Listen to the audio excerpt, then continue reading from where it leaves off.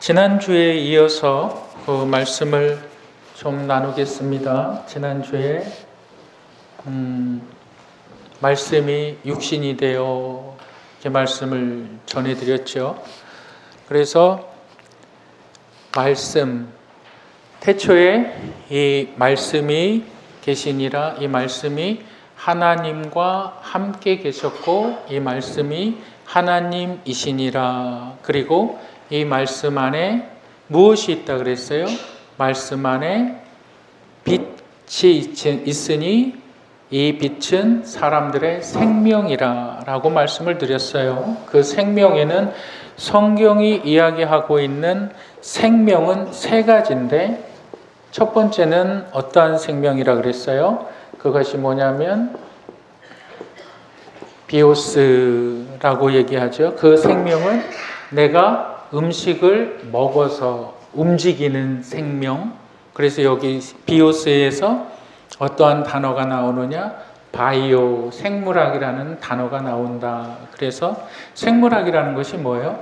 먹고 움직이는 거. 그걸 성경은 생명이라고 얘기하고, 그 두 번째는 무슨 생명이 있느냐?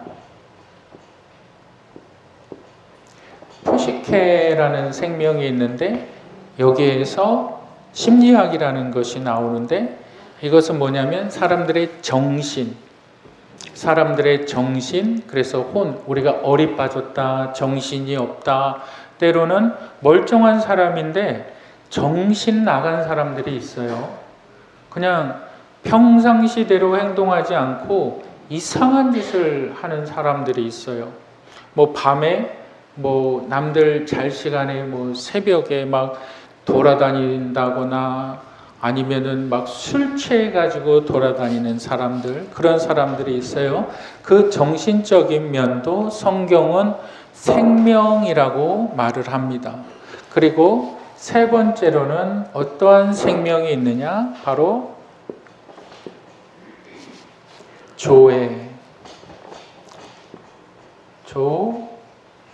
조회라고 말을 하는데, 이 생명은 Eternal Life, 영원한 생명이라고 말씀을 드렸어요. 이것은 뭘 말하냐?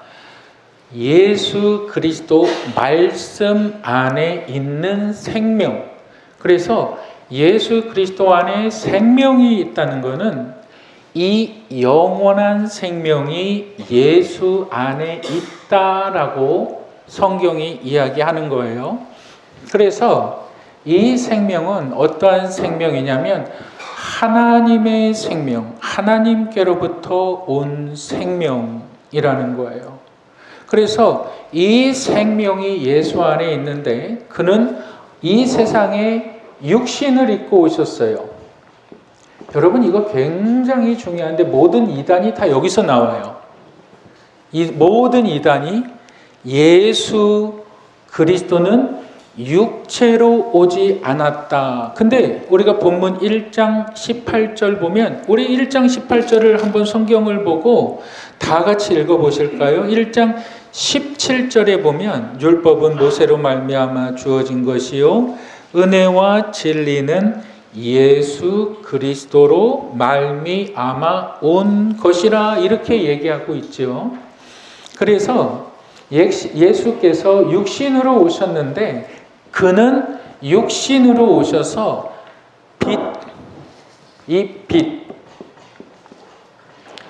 그 빛의 사명을 감당하셨다. 그러니까 빛은 어떤 거예요? 비추는 것. 빛은 뭐예요? 빛이 비출 때 어두움이 떠나가는 거예요. 그래서 어두움은 세상의 모든 사람들, 구원받지 못하고 죄 가운데 있는 모든 사람들을 성경은 어둠이라고 얘기해요. 그런데 육신으로 오신 예수님께서 빛을 나타내 주시는데 사람들은 자기 행위가 악함으로 빛을 받아들이지 않더라라는 것을 지난주에 말씀을 드렸습니다. 여러분, 그것이 핵심인데, 예수 그리스도께서 이제 자신의 빛 대신 사명, 예수님께서 빛 대신 사명을 어떻게 나타내 보이시는가, 그 사건이 바로 가나 혼인 잔치입니다. 가나안에서 혼인 잔치는 물이 변해서 포도주가 된 것이 주제가 아니라 빛으로 오신 예수님께서 어떻게 빛의 사명을 나타내 주시는가가 핵심이에요. 그러니까 2장에서 물이 변해서 포도주가 됐네, 거기를 보고 있으면 예수가 안 보이는 거예요. 예수의 능력이 안 보이는 거예요. 그래서 예수님께서 빛으로 오셨다. 그분이 빛으로 오셔서 어떠한 일을 행하는가, 오늘 말씀이 그 말씀이에요. 그래서 오늘 저와 여러분들이 나눌 말씀의 제목 따라하시기 바랍니다. 말씀의 영광. 네, 말씀의 영광에서 우리가 기억해야 하는 첫 번째가 있는데, 우리 다시 한번 따라하시겠습니다. 말씀이신 예수 그리스도는 영광을 우리와 나누신다. 말씀이신 예수 그리스도는 영광을 우리와 나누신다라는 거예요. 여러분, 성경에는 영광이라는 말을 참 여러 번 쓰는데, 영광이라는 단어가 사람이 쓸 때는 카도브라는 단어를 써요. 영광이라는 단어가 사람이 하나님께 영광을 올려드릴 때는 카도브라는 단어를 쓰는데, 이거는 무게입니다. 질량을 나타내는, 몇 킬로가 나간다, 무게가 얼마나 나간다, 이것이 아니라 내 마음의 짐, 나의 삶의 짐을 말해요. 이걸 카두브라고 말을 해요. 여러분, 하나님께서 창세기 2장에서 창세기 3장에 보면 하나님께서 동산을 거니세요. 그리고 나서 3장에서 뭐가 시작이 되냐면 사람들의 타락이 시작이 돼요. 아담이 범죄함으로 말미암아 어떻게 합니까? 하나님의 낯을 피해서 도망가요. 범죄한 사람들은 하나님을 피합니다. 도망가 버려요. 그런데 거룩하신 하나님, 완전하신 하나님께서 죄인들과 관계하실 수가 없거든요. 2장까지는 하나님이 아담에게 말씀하시고 아담이 하나님의 음성을 듣는 이 커뮤니케이션이라는 것이 이루어졌어요. 듣고 말하고 이런 관계. 그리고 3장에서부터는 죄로 인하여서 커뮤니케이션이 단절됐어요. 하나님은 계속 찾아다니시고 아담은 계속 도망가는 그러한 상태였어요. 이러한 가운데에서 거룩하신 하나님께서 자신의 거룩함을 죄인들과 함께 하실 수가 있느냐? 함께 하실 수가 없었어요. 그래서 하나님의 방법이 나타났는데 죄인들이 어떻게 하나님 앞에 나아갈 수가 있느냐? 죄인들이 어떻게 거룩하신 하나님을 찾을 수 있느냐? 그게 사람에게는 방법이 없었어요. 그래서 하나님은 누구를 부르시냐면 모세를 부르십니다. 우리 출애굽기 25장 9절을 한번 읽어보겠습니다. 25장 9절 시작.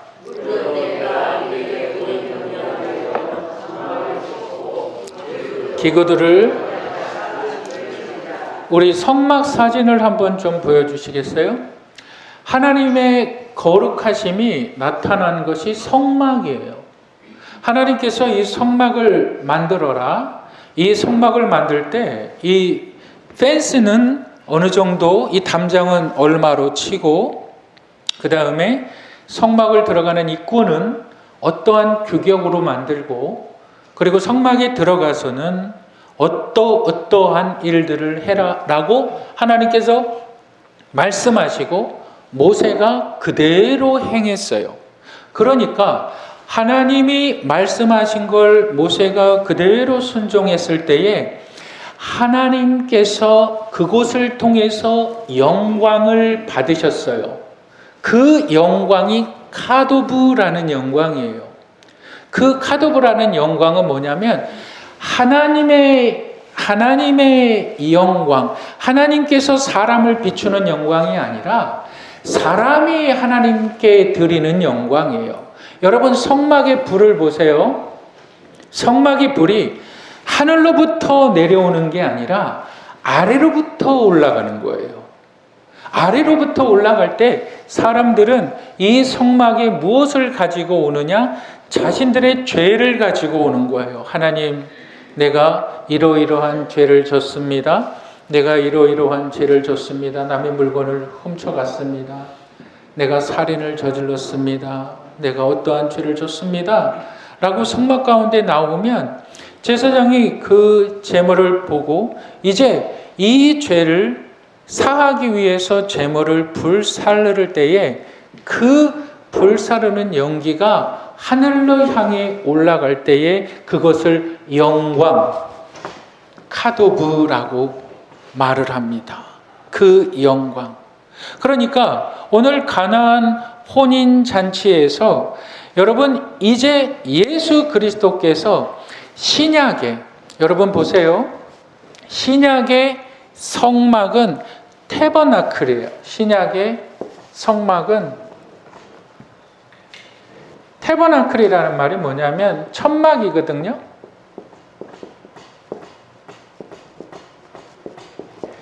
이 천막을 말하는데 이제는 말라기서를 끝내고 나서 말라기서가 끝나고 마태가 시작이 될 때에 400년 동안의 갭이 있어요. 400년 동안에 성경이 기록되어지지 않아요. 하나님은 침묵하세요.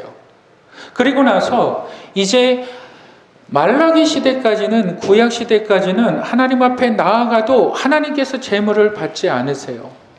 그리고 나서 신약 마태복음에 딱 와서 하나님께서 눈으로 너희들이 보지 아니한 새 성막을 주시는데 이 새 성막이 바로 육신으로 오신 예수 그리스도가 되시는 거예요.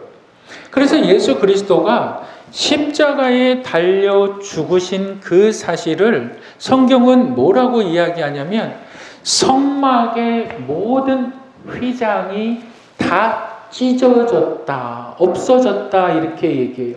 그래서 이제는 누구든지 예수 그리스도를 믿고 나가면 모든 죄사함을 받을 수 있는 길을 열어놓으신 것이 십자가의 사건이에요. 십자가의 사건. 그래서 이제 예수님께서는 자신이 육신으로 오신 것을,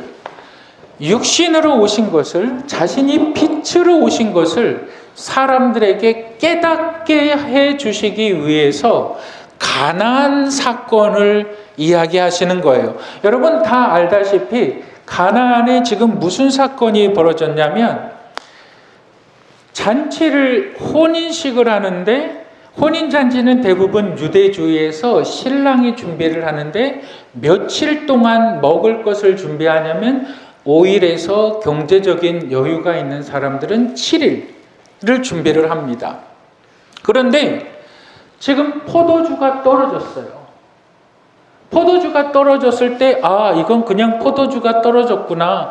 우리가 준비한 것이, 5일 정도 준비를 하려고 그랬는데, 납품하는 업자가 납품을 제대로 못해서 3일치밖에 준비를 못했습니다. 좀 죄송합니다. 이러고 끝날 수 있는 것이 아니라, 포도주가 떨어졌다는 것은 뭐냐면, 삶의 수치예요. 가문의 수치예요. 어떻게 포도주를 준비하지 않고 사람들을 초대할 수가 있느냐? 그래서 유대 사회에서 포도주가 떨어졌다는 것은 한마디로 그 모든 초대되어진 손님들을 모욕하는 행위입니다. 그래서 이건 단순한 사건이 아니에요. 엄청난 사건이에요. 그런데 이 엄청난 사건이 지금 혼인잔치에서 벌어진 거예요. 여러분, 우리의 삶에 있어서 우리가 예수를 믿는다고 하고 우리가 정말 하나님을 섬긴다고 해서 삶의 근심과 걱정이 없을까요? 정말 많은 근심과 걱정이 있어요. 질병으로도 걱정이 있고, 내 경제적으로. 여러분, 또 가족 공동체라는 것은 내가 잘한다고 잘 되는 것이 아니에요. 여러분, 대부분 한국인들의 그 50대에서 60대 사람들은 자신의 인생들을 평가할 때 이런 것을 평가를 해요. 자식이 잘 되면 그 공로가 자기 거라고 생각을 해요. 모든 사람들이. 그래서 그것으로 위로를 받고 그것으로 힘을 얻고 그래요. 여러분, 근데 자녀가 또한 가정이 그럴 수 있느냐고요. 어느 날 갑자기 멀쩡한 사람이 시름시름 아파오고 있어요. 내 삶의 계획을 세워서 나는 이렇게 내 삶을 계획적으로 추진해 나아가겠다라고 말을 하지만 사람이 마음으로 자기 길을 계획할지라도 그 걸음을 인도하시는 이는 여호와 하나님, 내 계획대로 되어지지가 않아요. 여러분, 가정이 누구 하나 아파 보세요. 한 사람의 아픔이 문제가 아니에요. 모든 가족이 다 동원돼야 돼요.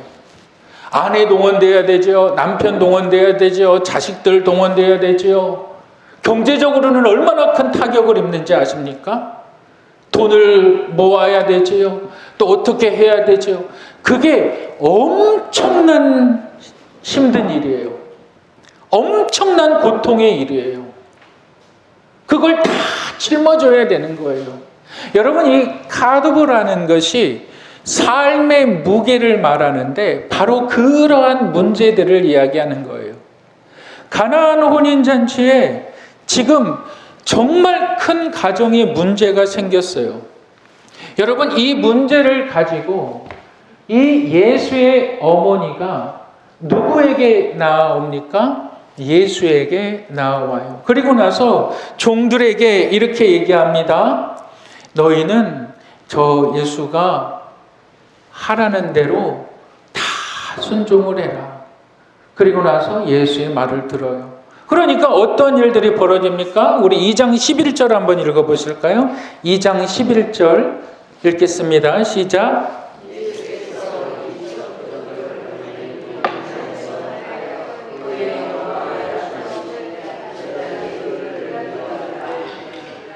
자, 보세요. 성경은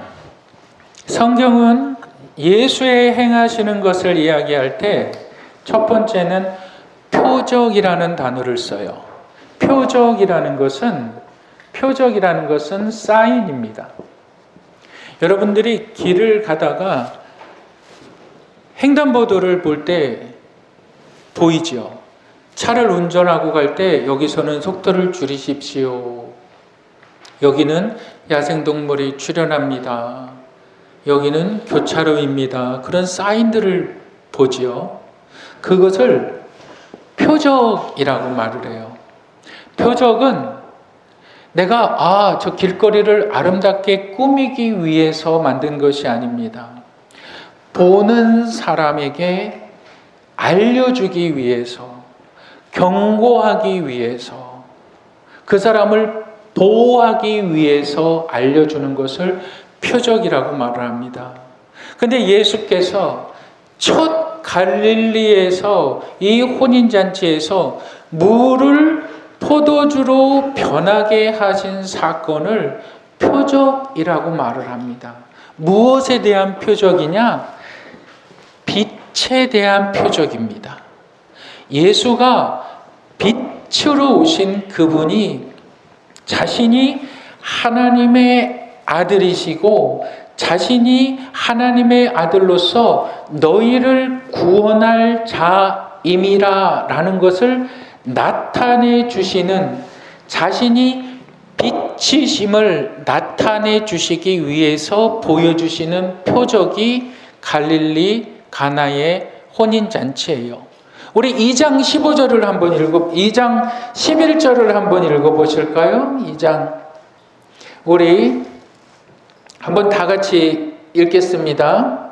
예수께서 이곳 표적을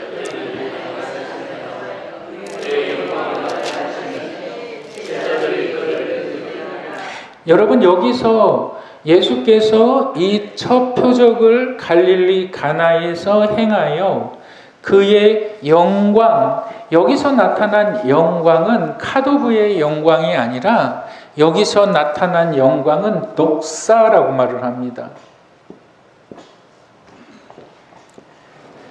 이 독사라는 영광은 뭐냐면 하나님께서 빛이 있으라 하심에 빛이 있었고 하나님께서 말씀하시는 영광, 성막에서 이 연기가 피어오르는 영광은 카도브의 영광이라는 말을 쓰는데 하나님께서 직접 일하시는 영광을 나타낼 때는 독사라는 말을 써요. 그리고 이 독사라는 말의 뜻이 뭐냐면 빛이라는 단어를 씁니다. 빛.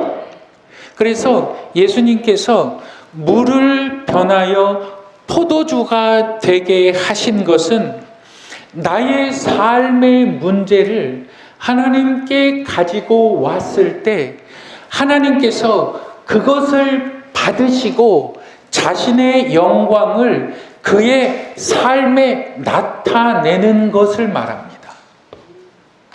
다시 우리의 삶의 문제를 하나님 앞에 가지고 왔을 때에 하나님께서 그 문제를 들으시고 하나님께서 그 문제를 해결하실 때에 그 영광을 독사라고 말을 하는 거예요. 그러니까 하나님의 영광은 사람이 함께 나누는 영광이에요. 그렇다면 이 영광을 우리가 어떻게 경험을 할 수 있느냐? 이 영광을 경험을 해야 빛 대신 주님을 영접하게 되는 거예요. 이 영광을 경험을 해라. 여러분 보시길 바랍니다. 여러분 우리 2장 5절을 한번 다 같이 읽어보실까요? 2장 5절 읽겠습니다. 시작.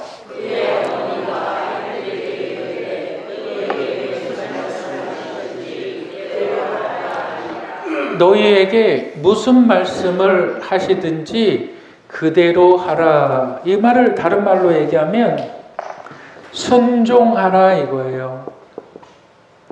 순종이라는 말의 단어의 뜻은 그거예요. 권위에 고개 숙여라 이 말이에요. 권위에 고개 숙여라. 그런데 어떠한 권위? 말씀의 권위. 하나님의 말씀은 살았고 운동력이 있어서 좌우의 날선 검보다 더 예리해서 우리의 영과 혼과 관절과 골수를 찔러 쪼갠다. 그 말씀의 권위에 순종해라. 주의 말씀은 내 길의 빛이요. 기록된 말씀은 모든 하나님의 말씀은 하나님의 감동. 여기서 감동이 성령이에요. 성령. 감동으로 된 것으로 교훈과 책망과 바르게 함과 의로 교육하기에 유익하니라고 이야기했어요. 그러니까 예수의 어머니가 하나님의 영광, 자신의 영광을 경험한 것은 바로 이 순종이었어요. 그러니까 말씀의 영광에서 우리가 기억해야 하는 두 번째, 우리 한번 따라 하시겠습니다. 순종으로 말씀의 영광을 경험한다. 순종하지 않으면 하나님의 말씀의 영광, 다시 얘기해서 여러분 내 삶의 문제가 하나님께 영광을 돌리지 못하는 거예요. 내 삶에 경제적인 어려움이 있고, 내 삶에 질병이 있고, 내 삶에 답답한 일이 있고, 이 사람 찾아가서 위로를 받기도 하고, 저 사람한테 가서 위로를 받기도 하고, 어떤 사람은 술 먹기도 하고, 마음이 괴로워서 진탕 술 먹고, 그러면서 사람들은 어떻게 합니까? 흔들려요. 흔들린다는 말의 뜻이 궤도를 벗어난다. 내가 괴로워요. 너무 괴로워요. 아내는 아내의 자리를 벗어나요. 남편은 남편의 자리를 벗어나요. 자식은 자식의 자리를 벗어나요.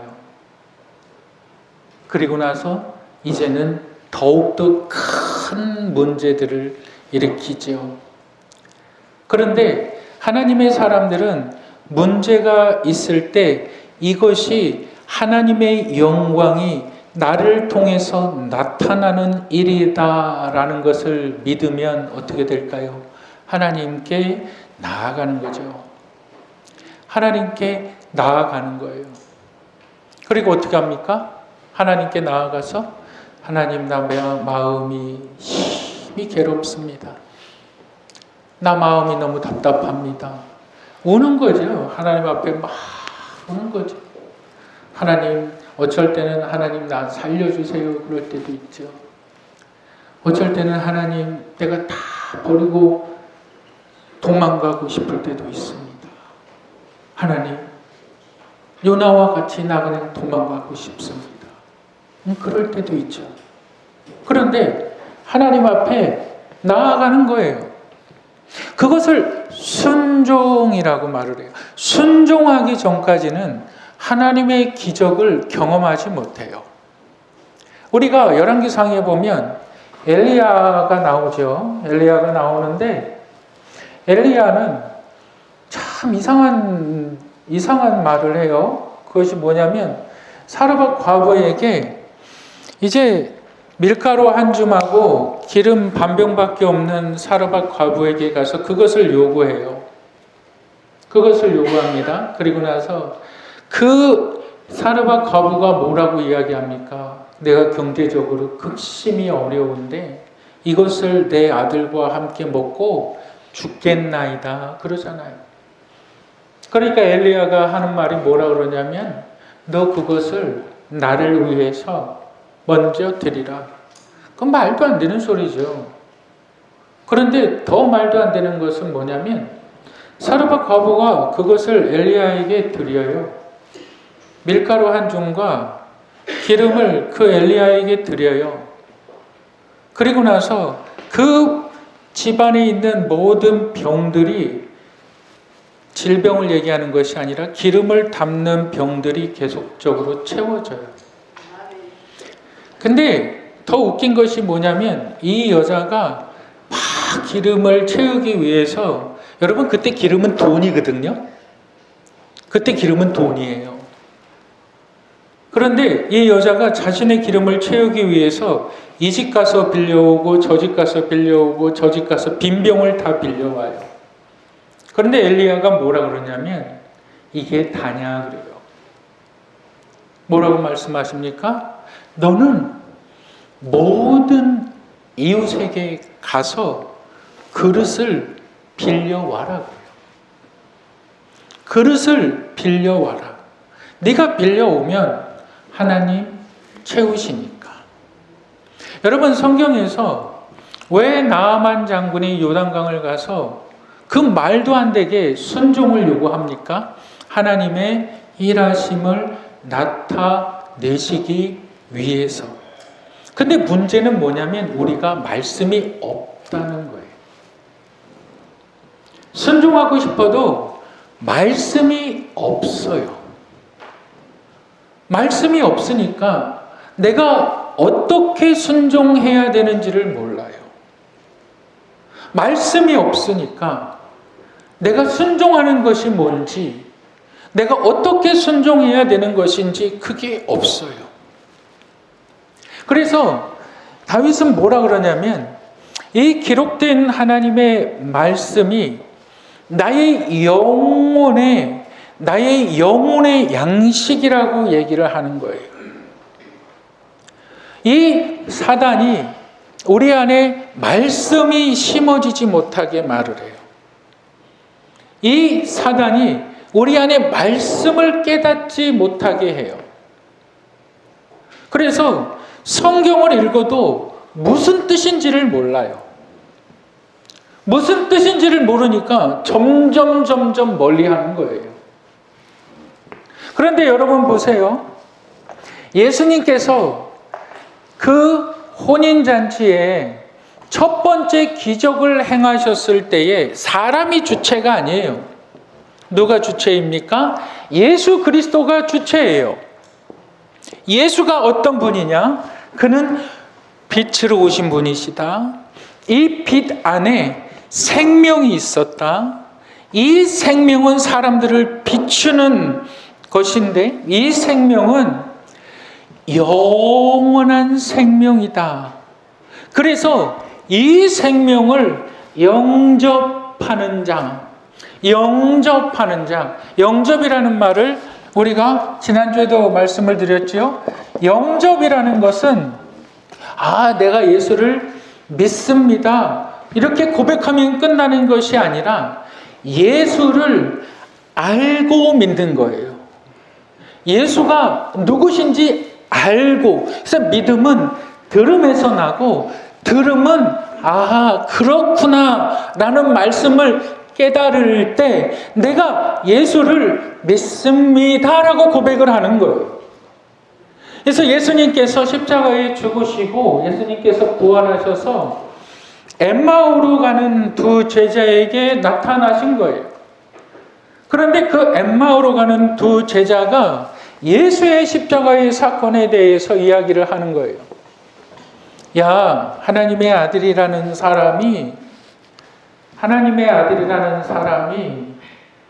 세상을 구원한다 그랬대. 그런데 그가 십자가에 죽었대.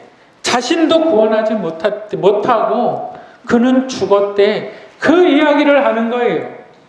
그때 예수께서 그들 중에 계셔서 하나님의 말씀을 전하시니 성경이 정확하게 뭐라 그러냐면 그들의 마음이 뜨거워졌더라. 그들의 마음이 뜨거워졌더라. 그것이 내가 예수 그리스도를 믿는다라고 말을 하는 거예요. 말씀을 깨닫지 못하고 말씀을 알지 못하면 예수를 믿지 못해요. 예수를 어떻게 믿느냐? 예수를 마치 그 밴딩 머신처럼 믿는 거예요. 우리가 자판기에다가 100원짜리, 500원짜리를 딱 넣고 커피 믹스를 딱 눌러요.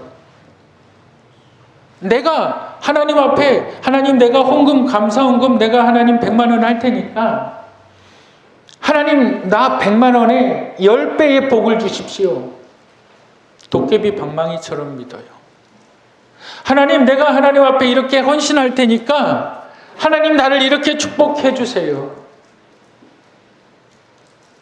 여러분 예수는 그것이 아니라 예수는 생명이시고 이 영원한 생명이신 예수 그리스도께서 그의 영광을 나타내시기 위하여 성도들의 삶의 문제에 개입하시고 성도들의 삶의 문제를 그 예수 그리스도께서 함께 해결해 나아가시는 것, 그것을 성도들은 하나님께 영광, 예수 그리스도께 영광을 돌리는 것이고 예수 그리스도는 그것을 통해서 자신의 빛 대신 사명을 완성해 가시는 것이다.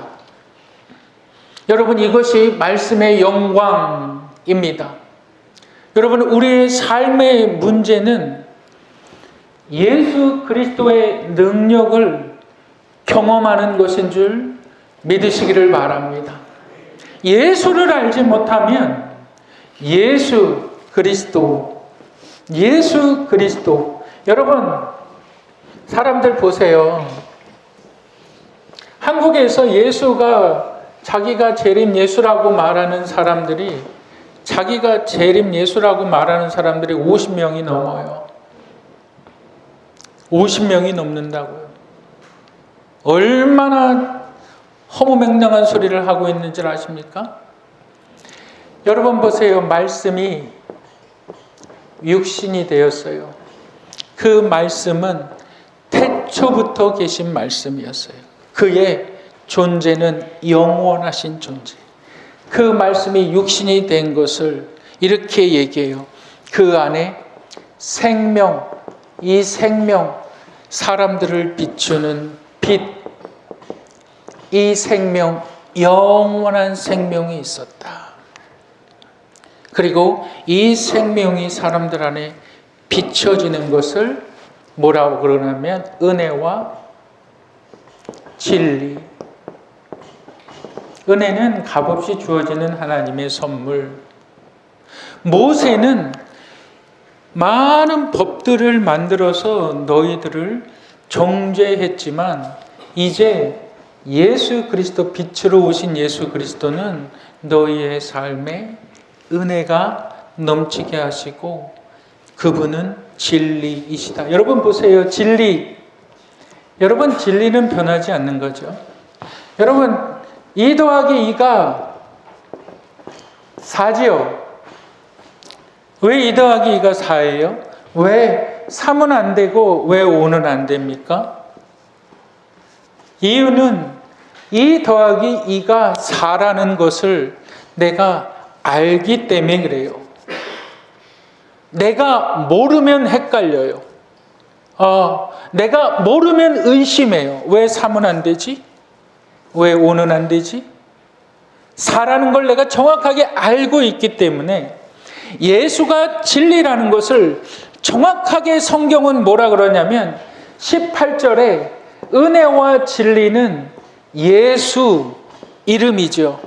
그리스도시라. 정확하게 예수 그리스도의 빛되심을 가르쳐 주고 있습니다. 여러분 이 예수가 나와 함께 영광을 나누시는 분.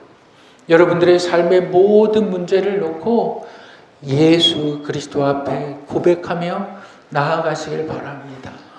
그분이 빛 되시고 그분이 나의 모든 문제의 해결자이심을 믿고 나아가시길 바랍니다.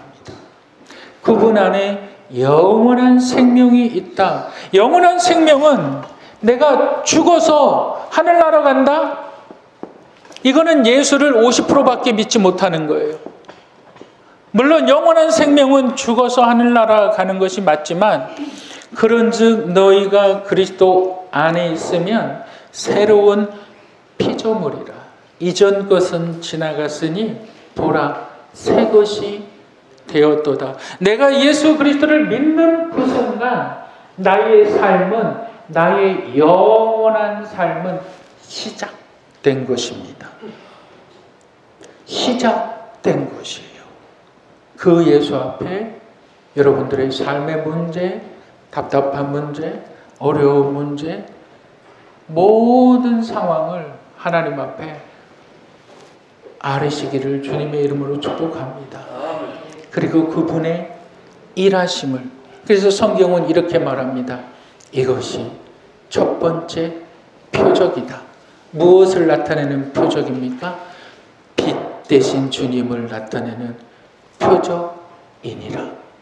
아멘. 우리 이 시간에 찬양하겠습니다.